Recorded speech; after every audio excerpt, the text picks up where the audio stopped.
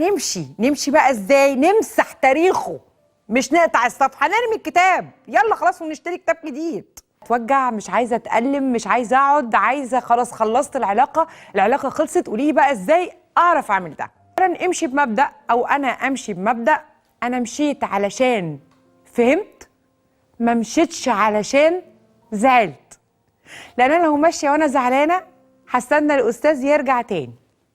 لكن لو انا ماشيه وانا فاهمه ان الراجل ده او الشخص ده ما ينفعنيش كده كده، يبقى رجع ما رجعش ما يفرقليش وما يلزمنيش. نمرة 2 بقى، فكره ان اقعد اسمع في اغاني وجعني وتعبني وضايقني وقهرني وكسرني وحرام عليك، كان طيب كان حنين اتاريه كداب كبير زي ما عمرو دياب قال. لا يا ماما، عايزه تسمعي عمرو دياب نقدر نسمع اللي يمشي زي بعضه، فض السكه للي بعده. هو راح، الشخص هو اللي راح، مش الحب هو اللي راح.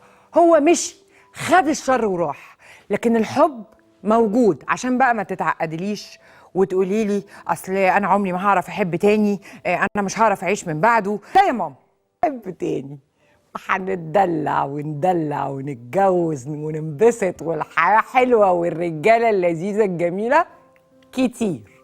حبيبتي لو كان في خير ما كان رمى الطير.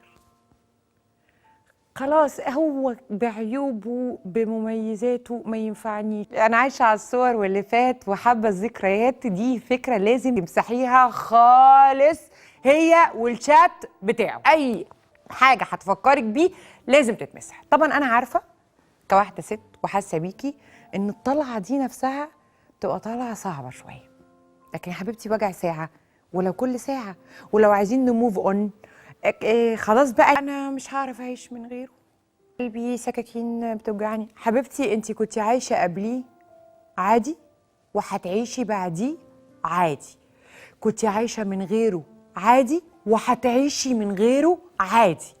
ده مبدأ لازم تحطيه في حياتك. انا اعرف اعيش من غير اي حد مش شاريني، اي حد مش شاريني انا اعرف اعيش من غيره عادي. تانية مهمة جدا، لازم تشغلي وقتك، تاخدي دروس تريكو، العبي تنس، اتعلمي خياطة.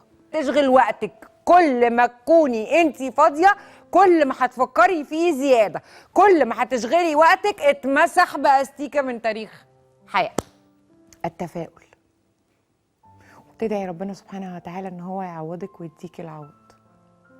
وما تحاوليش ان انت تبقي حزينة ولا تحزنوا. ربنا بيقول لنا ولا تحزنوا، اوعي تحزني طول ما هو موجود.